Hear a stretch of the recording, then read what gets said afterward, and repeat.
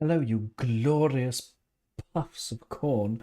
Um, it's Owen here. I just thought I've never really done this before, but I've just got a few minutes, and I just wondered if I could sort of wing it to bring you a preview of tonight's big match because I'm getting all excited, all jiggly wiggly, because it's about to start in a few hours. It's Fulham versus Liverpool. Huge match, massive match. Let me just see if I can open up a few tabs, get a few conversations going about what's going to happen tonight. What can we expect? We've already done a in our last episode and YouTube show. We've already done a predicted lineup, which I'll show you now. Here it is. Here's what we came up with. So we had Kelleher in goal, Connor Bradley, Ibu, Verge, and Joe Gomez at the back.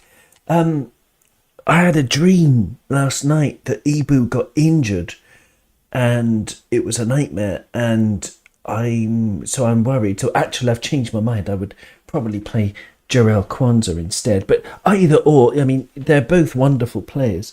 Ibu, world class, and Jarell Kwanzaa getting there. Certainly, even at 20 years old, he's been unbelievable. McAllister, of course, deserves to continue in the number six. Curtis Jones, again, injury risk, but Pep Linder said he's got the okay to play, so if he's got the okay to play him. But give him 60 minutes. Take him off after 60 minutes. Harvey Elliott on the right. I want Harvey there, even though he's a little bit easy to run through. His pressing is very, very good, getting better all the time, and his tackling, actual tackling. He got 4 tackles in the last game. That was really, really good, very exciting. And on the ball, I love watching Harvey Elliott. He's so tidy and technical, and he plays with his head up, and he brings people into play. And for someone so young, that's a wonderful talent to have. So I love watching him play. So I'm gonna put Harvey there, and then a front three. Well, Kev O'Sullivan from Talking Kop was on our last episode and stream, and he suggested, and I totally agree with him, Cody Gakpo in the middle and a sort of withdrawn false nine to pick up Pereira, and then on the left wing Darwin Núñez. And Gakpo and Núñez, they could rotate, couldn't they? And Diogo Jota, of course, on the right, who was brilliant in the second half in the last match. So that was the predicted lineup. Let's see what else we can do in terms of looking up a few stats and the things from Fulham's side. So if I go onto this tab and open up this thing, hang on 1 second. It's got all this "we value your privacy" nonsense. Of course you don't. How dare you? So let me just try and find a build-up page. There you go. Voila, the brilliant This Is Anfield. I'm going to share it with you, this page. It's a wonderful website, of course, This Is Anfield. If you don't know it, then what are you doing with your life? I'm just going to, it's going to show up on your screen soon. There you go. This is Anfield. This is Anfield Premium. You've got, sign up to them if you want. It's brilliant stuff. Fulham versus Liverpool. 10 key things to know with the Reds. 90 minutes from Wembley. And you've got 2 key players right there. Willian, what a player. What a player he has been. And I won't forget his penalty that allowed Liverpool to, celebrate like mad people, mad folk, on the old... when we won the league, when Chelsea, I think he was playing for Chelsea, and he scored a penalty to make it 2-0 versus Manchester City, and all of those scenes during lockdown of our players going crazy at the bar and at home, I was just left with a great sense of fulfillment, and also wanting a bit more, as greedy as that is. Let me just change a bit of formatting there. Maybe you could see it a bit better now. So 10 key things to know with the Reds. 90 minutes from Wembley. Let's go down. Let's have a look. This is by Adam Beattie. So thank you, Adam, for this. Liverpool are 90 minutes away from a return to Wembley. They sure are. Team news is there. Okay, so in the team news, the positive thing is that Andy Robertson is back in the squad. He's probably going to be on the bench, but that's very exciting. Andy Robbo, Kostas Tsimikas and Joe Gomez. I mean, two wonderful replacements, bar those couple of dodgy performances when Kostas first started. But that's no problem at all, is it? They're wondrous, wondrous players. We've got a few people in the chat. Alan C, we love it when you get jiggly wiggly, Owen. Thanks, Alan. Panov Scout says, how do Owen? Well, I think he means how do you do? How are you? I'm very well, thanks, Panov. A little bit, fatigue. So I've got the new daddy fatigue that happens to new parents everywhere. And the Dugout Football Channel, Douglas is here. He says hi to everyone. Hi, Doug. Great to have you with us. So Andy Robertson is back. Team news. That's excellent, excellent stuff. What about what about Fulham's team news? It doesn't really say here. So let's have another look. Hang on. Let's have a look. See what's going on here. Fulham versus Liverpool. Fulham news. No, it doesn't say anything on this tab I've got. This is automatically defaulted to Bing. Who the hell uses Microsoft Bing? It doesn't matter what AI they get. Let's try and use it. I'm going to try and use it. Fulham versus Liverpool. Fulham team news. And I bet it comes up with how to buy. Oh, there you go. Confirmed it. Well done. There you go. How dare I doubt Microsoft Bing. Well done, Bill Gates. Okay. We'll wait for that to load and we'll go back to the This is Anfield page whilst Bing tries to load a page. Wow. Dominic Soboslai and Trent will hopefully not be far behind Andy Robertson, but Wednesday night is too soon for both. Gakpo eyeing history. Cody Gakpo could write his name into the club record books because he would become the first ever Liverpool player to score a goal in 5 successive League Cup matches, and that's surprising considering our history. But I knew he was 4 out of 4. But if he scores again, he'll be 5 out of 5. Crazy. Let me know what you think about Cody Gakpo. I think he's one of the most underrated players in our squad. I think he's a brilliant, brilliant player. I love him. He's a good team player, first of all, which is great. And he's, I don't know. He's got presence on the field. He's got a lovely touch. He gets us moving, and I think he's a wonderful player. Gary Richards is in the chat. Tally ho, Gary. How are you? Tally ho, Owen, dear boy. Tough game tonight. Starwin to shine again. Could not agree with more with all of that, Gary Richards. First of all, tally ho to you too, sir. And tough game tonight. Yes, as we mentioned before in our last episode, Fulham haven't reached a final since the 1970s, and of course now they're going to have a chance to play Chelsea, their rivals. They're going to be bang up for it. They're going to be crash bang up for it. It's going to be really tough at the Cottage because it's a tough place to go. They've beaten Arsenal there recently. It's a very tough place to go, so we're going to have to be on the top of our game. No away goals, so penalties are possible. Yes, and you could see Jurgen's expression. They chose that very well on This Is Anfield, didn't they? But there you go. So let's hope it doesn't come to that. And that's what it says exactly. Absolutely, Adam Beattie on This Is Anfield. Brilliant stuff. Exactly. Not a foregone conclusion. Yes. So the hosts knocked out Tottenham. I didn't know that. In the second round back in August, and they've won 6 of their 10 home games in the Premier League so far this season. Wow.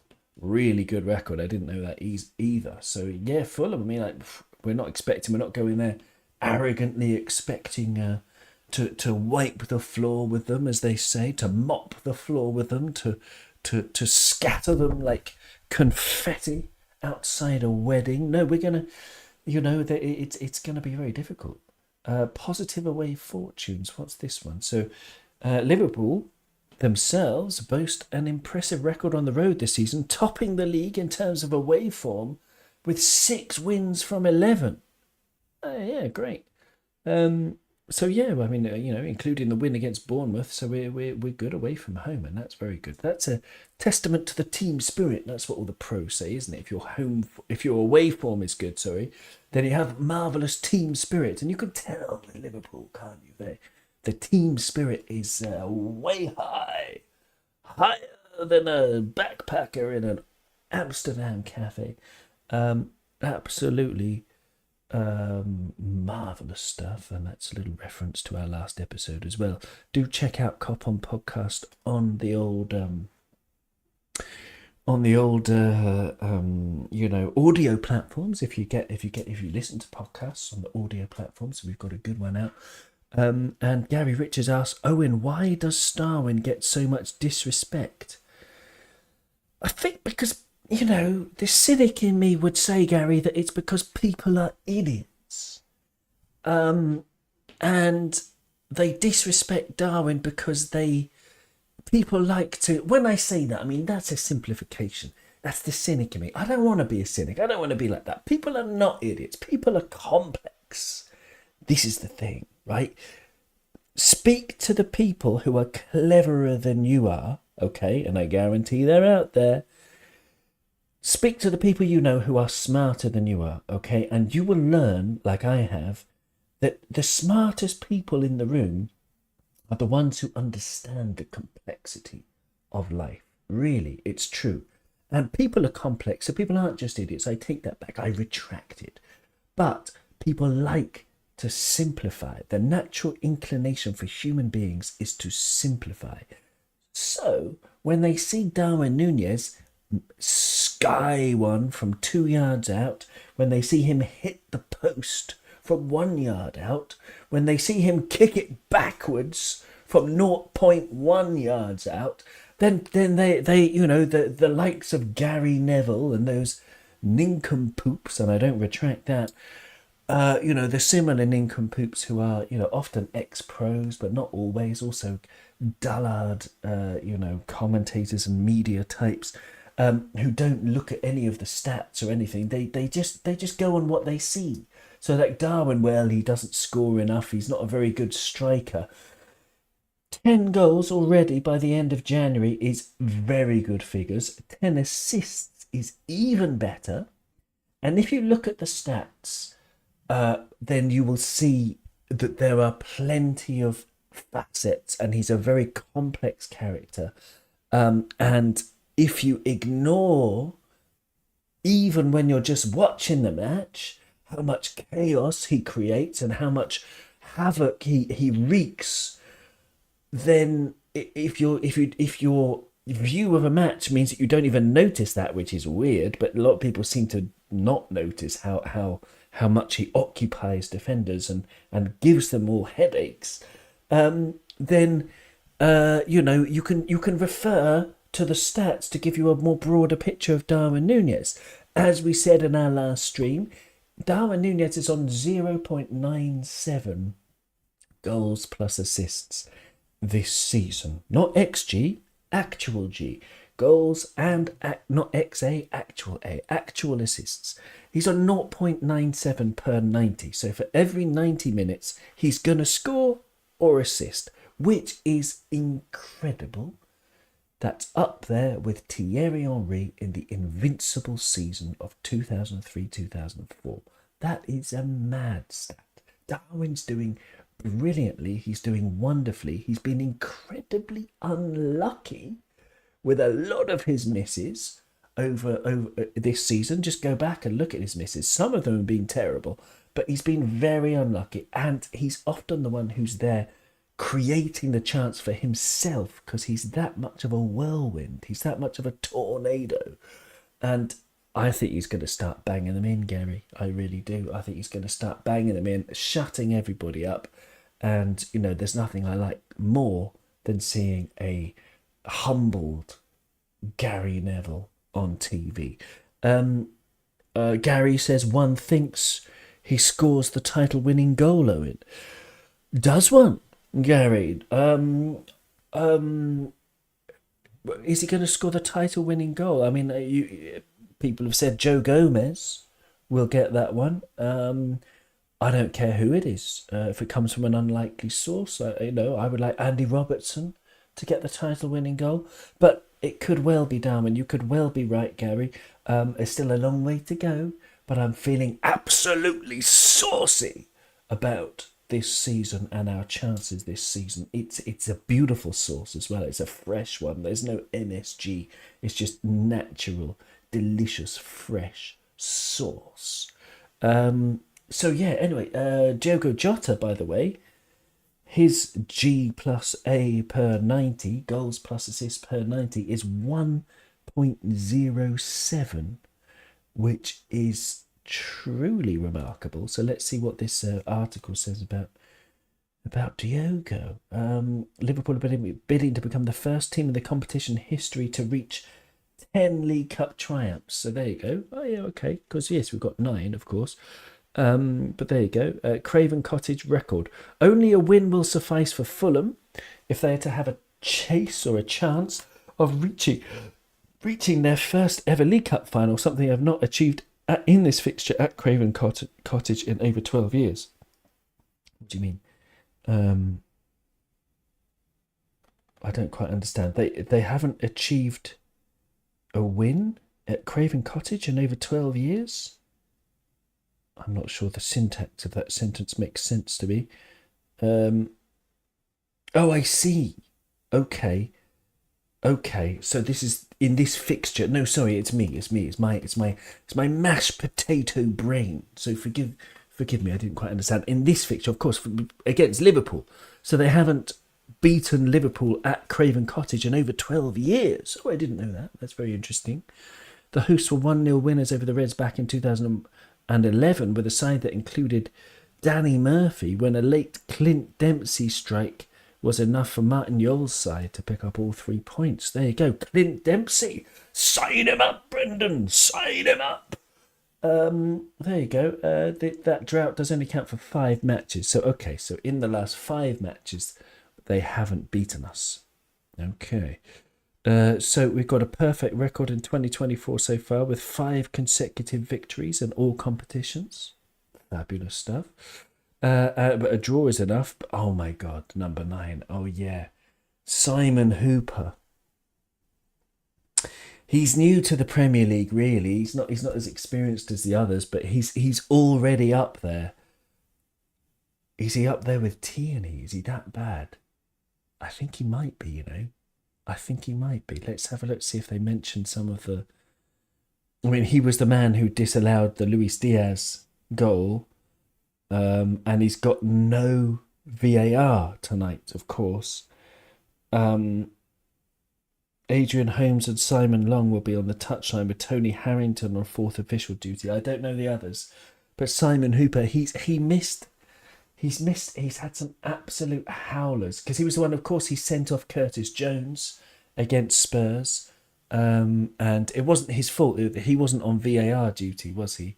But he was in. Yes, as it says here, the man in the middle. He was the actual ref on the day, so he had a nightmare that day. Yes, he gave the Curtis Jones red card, and he made a couple of other absolute howlers. I can't remember because my memory is damaged from years and years of drug taking, which I don't regret. It was fun at the time, but please, be careful with your own brains when you, if you want to have a buzz. There are other ways of doing it.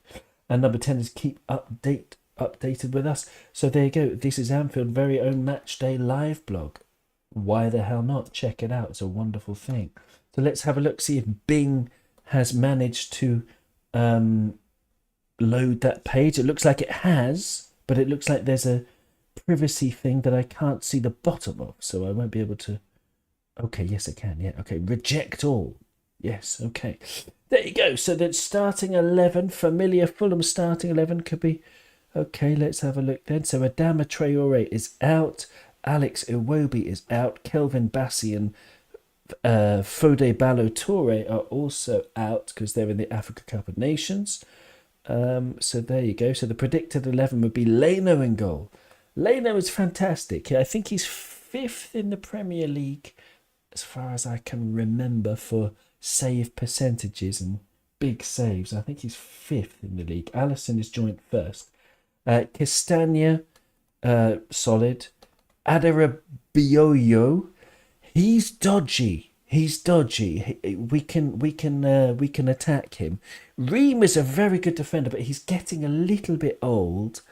But he's very good. I'm not gonna. He's had a marvelous couple of seasons, a sort of Indian summer of his career. He's been brilliant. But Robinson is another one who is a wonderful player. He's going to be very difficult because when he attacks, he's good with the ball, but he can be pressed, Robinson.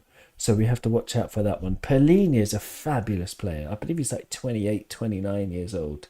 If he was 24, I would love us to sign him. 29 might be a little bit too old. I would still love us to sign him, but that would be more short term. I'd rather get the next Perlini, if you know what I'm saying.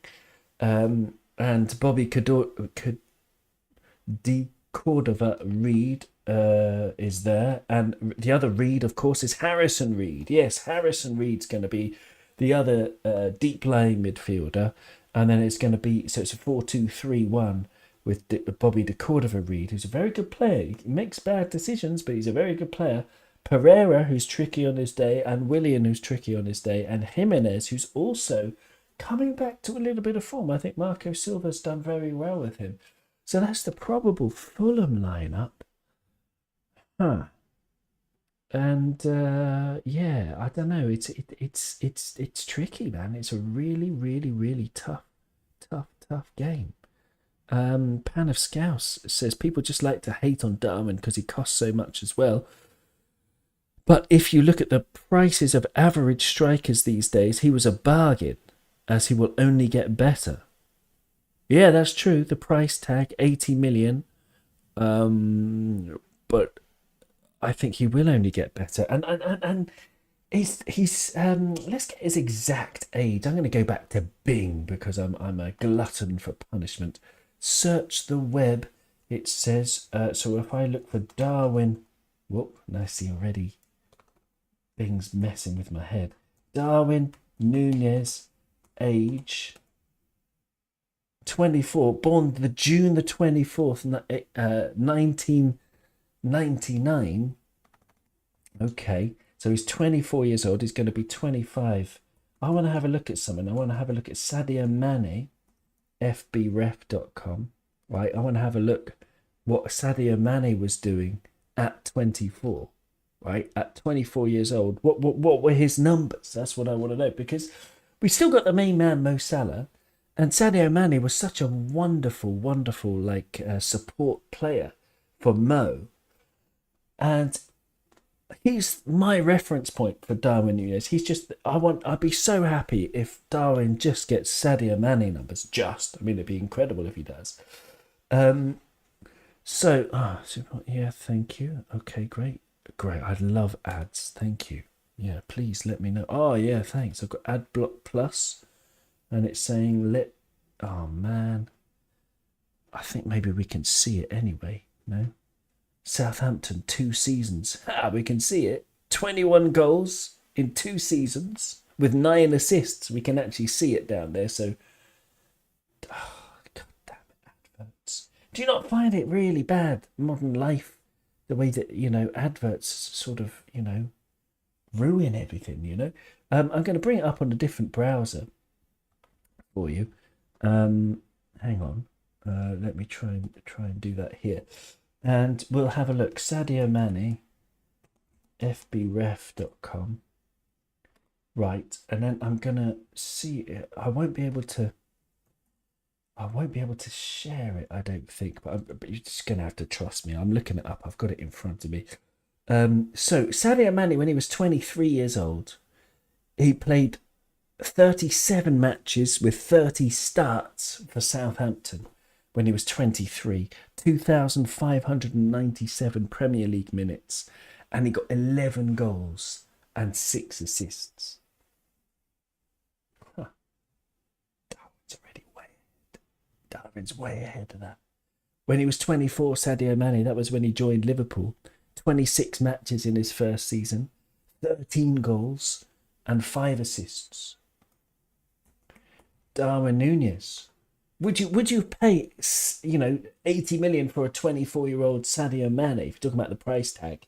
Of course you would. Of course you would pay that. That's a no-brainer. That's anyone could think of that. Ask one of the mummies in the Louvre Museum downstairs in their Egyptian collection, and they would say, well, yeah, of course you would pay 80 million for a 24-year-old Sadio Mane, because he's an absolute wonder of a player and a gem and a diamond.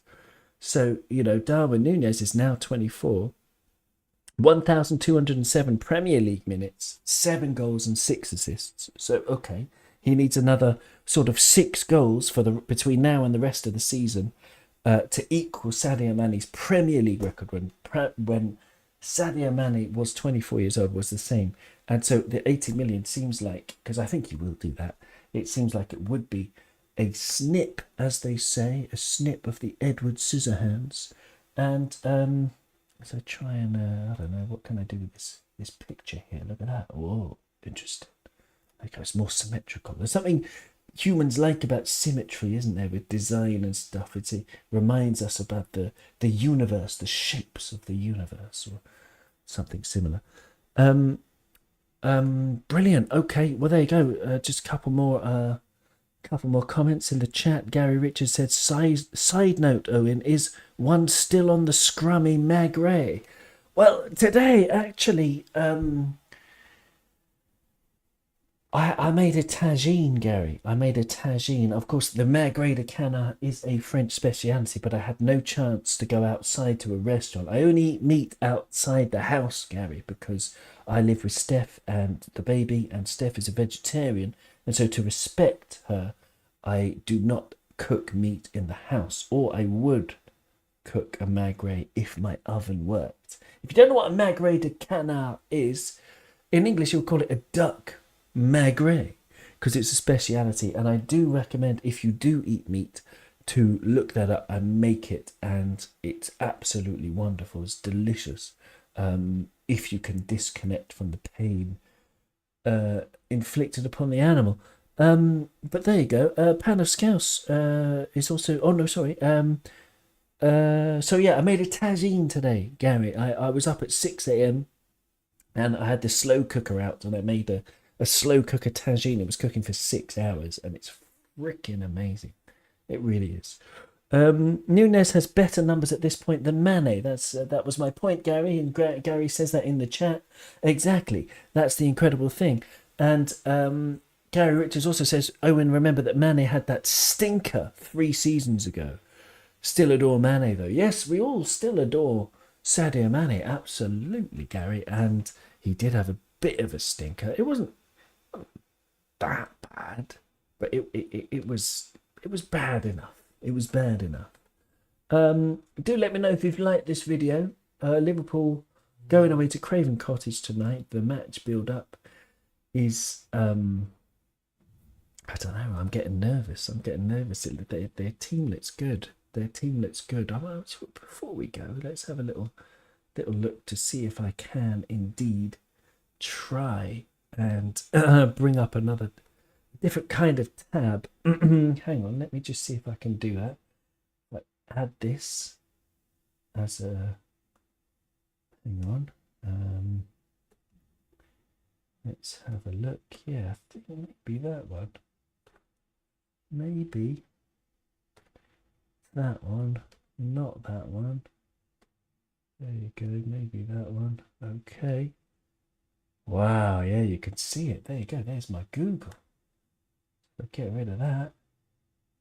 This wonderful artwork, by the way, is The Sultan and His Camp by the Enchanted Lake by Elbert Goodwin from the Art Gallery of New South Wales. So for the art fans, of which I certainly am, that's what Google presents today. So I'm going to bring up, what am I going to bring up? Yeah, Raul Jimenez. Some stats from the wonderful FB Ref. today, and just to have a look to see how he's doing in the last 365 days. So there you go. His tackles are in the 84th percentile, and that's very surprising how good he is defensively for Fulham. His clearance is 63rd percentile, and aerials 70th percentile. So this, compared to the best strikers in the top 5 leagues. Let me reposition this bad boy so you can see it, everybody and everything, if you can. I don't know. And then let's resize this one, make it look a bit prettier. There you go. Isn't that pretty? Whoa. Yeah. So anyway. So there you go. There's a few Raul Jimenez stats. So he's basically the main one is that he's got 5 goals from 18 Premier League matches, no assists. So he's a 1 in 3 striker. That's not bad. But let's bring up some other stats about today, and then I am going to go because this is something that there you go. Let's see what Sky Sports are saying. One of the biggest nights of Marco Silva's career. Yeah, okay. Nice picture. I like that one. He looks quite greasy though, see? His forehead. Whereas Jurgen, cold. He looks cold. Cold and mean. Well, there you go. Okay. So yeah, it doesn't look like it's telling us anything new so far. So Marco Silva said, "My ambition is to always play cup competitions and go further." He said on the eve of the tie. Last season we were promoted and we played in the quarter-final of the FA Cup, and our aim was always to go further. Of course, it's important to recognise that the Premier League was the main thing, and they're doing well in the Premier League, to be fair. He's doing a very good job. Maybe he would do a great job at Everton. Let me know in the comments. But at the same time, when we played the other competitions, we were trying to be strong enough. The first game in the Carabao was really poor last season when they lost to Crawley Town, 2-0. It was a good moment to speak with the players about what I demand from them and what we demand from any competitions, bad grammar, any competition that you play in the future. Silva has taken charge of 229 games in England across spells at Hull, Watford, Everton and Fulham. Doesn't say anything about his win record, but there you go. He said that this is one of the biggest nights of his managerial career. Yes, it is one of them. I did play a League Cup semi-final with Hull City as well against Manchester United, but if you ask me right now, I would prefer to have another more important one in 1 month's time or 2 months' time. So he's very focused on getting through. He believes he can get through. And then it goes on to what Pep said. Yes, there you go.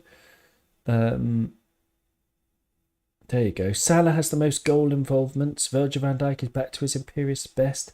Alisson is again in contention for the Golden Glove, and Alexander-Arnold is excelling in his hybrid role.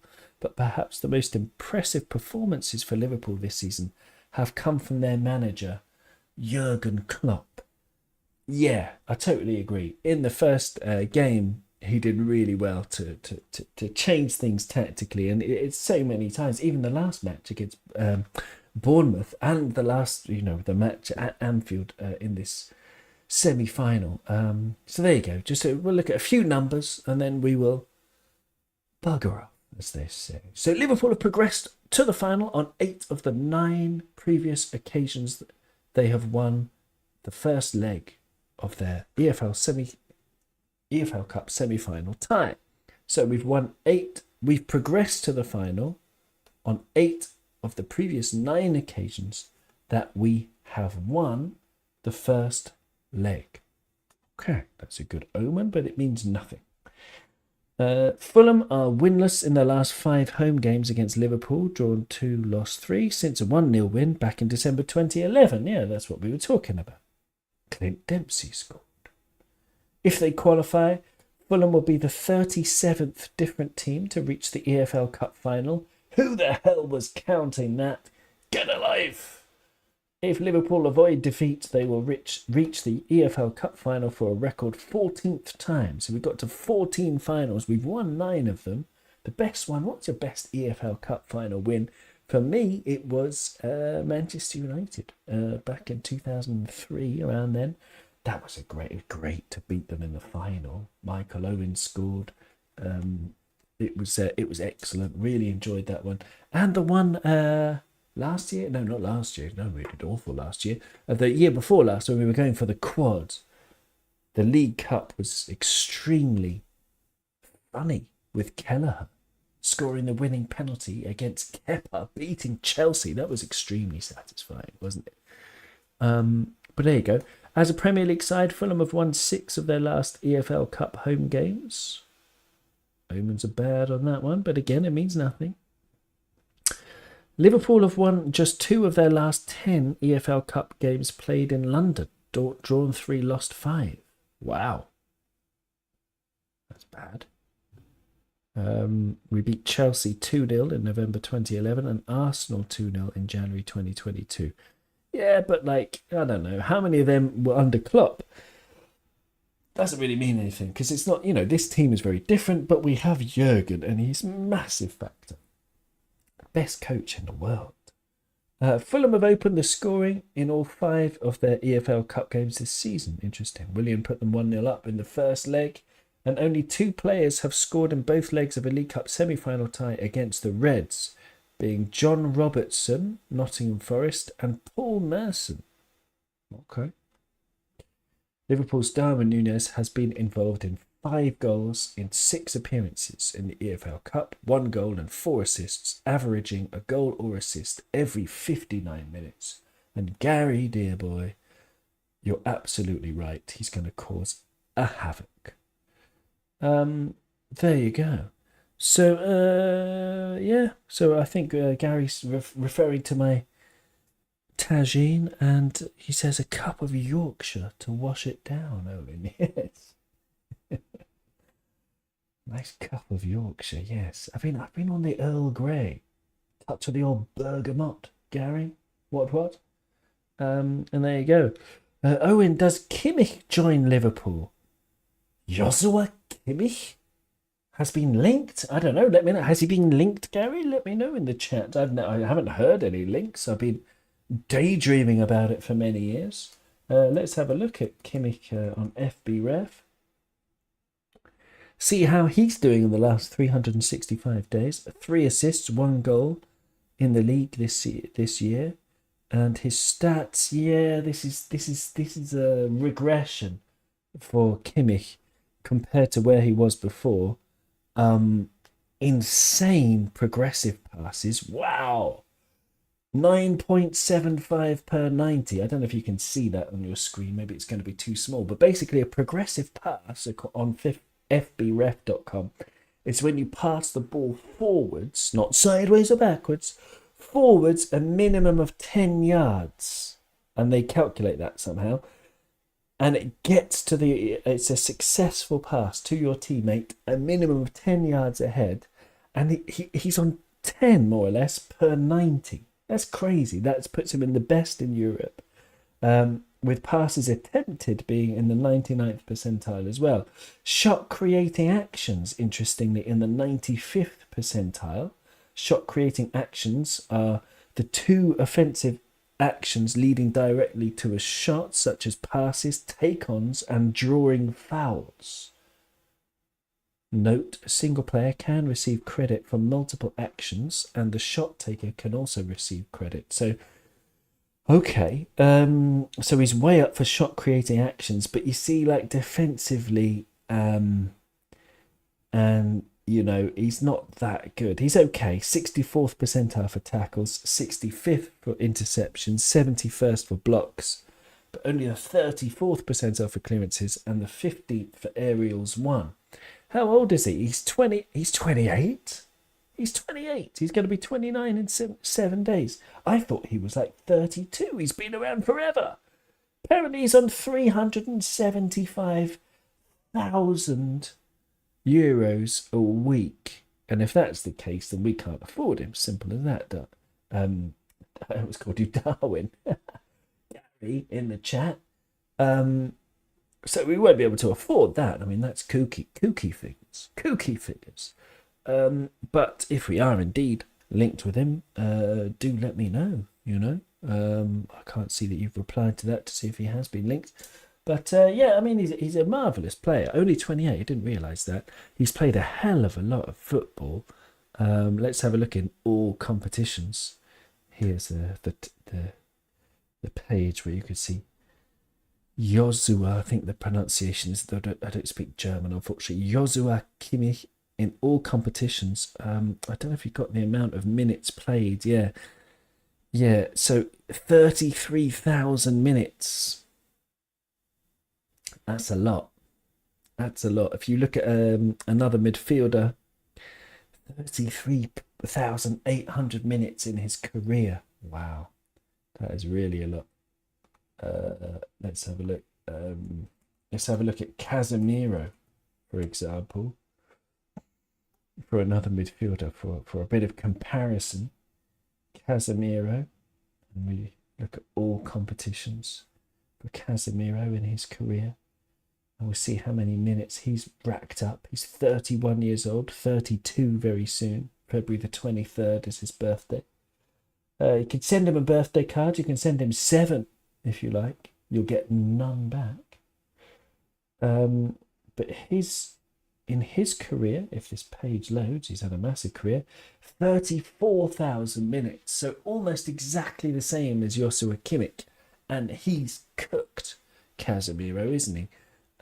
Let's have a look at another midfielder. Let's have a look at one of our old geniuses, Fabinho. Let's see Fabinho stats for his total minutes, because this is why I would steer clear of any player who's got over 30,000 minutes, because you don't want that. You want the next Kimmich, right? You don't want Joshua Kimmich, the washed up one. Casemiro is the same. Like, it was really good for that season where Man United fluked their way to Champions League qualification. But then obviously now he's injured all the time, and he's just knackered. And that's it, Fabinho, 38,000 minutes. His legs went a while ago. He's only 29, but he's, the age is nothing. It's about the minutes you've played in your career. So anyway, I think that's going to be us for today. I'm going to say thank you to everybody for joining me, for this big match build-up. Liverpool versus Fulham tonight, 8 o'clock UK time, 9 o'clock here in France. Can't wait for the big match. Thank you for joining me in the chat. Thank you for the likes. Thank you for the new subscribers. That number's going up every time. 287. Thank you. It's 286 plus my mum. So hi, mum. And if you can, spread the word about Kop On YouTube channel. This is not going out in the audio feed. This is exclusive to YouTube. It's free. It's coming at you free. It's coming at you ad free, I hope, because I hate ads. And yeah, thank you very much, you zingy little tarts. And we'll see you very soon. Enjoy the match, whatever happens, I'm sure there'll be positives. I can't wait to see Connor Bradley. 34 duels he's contested in 2 matches, 17 per match. Incredible. The man's a warrior. And for me, I'm a warrior with an O. And so I'm going to try not to get too nervous for tonight. But whoever you are, wherever you are, enjoy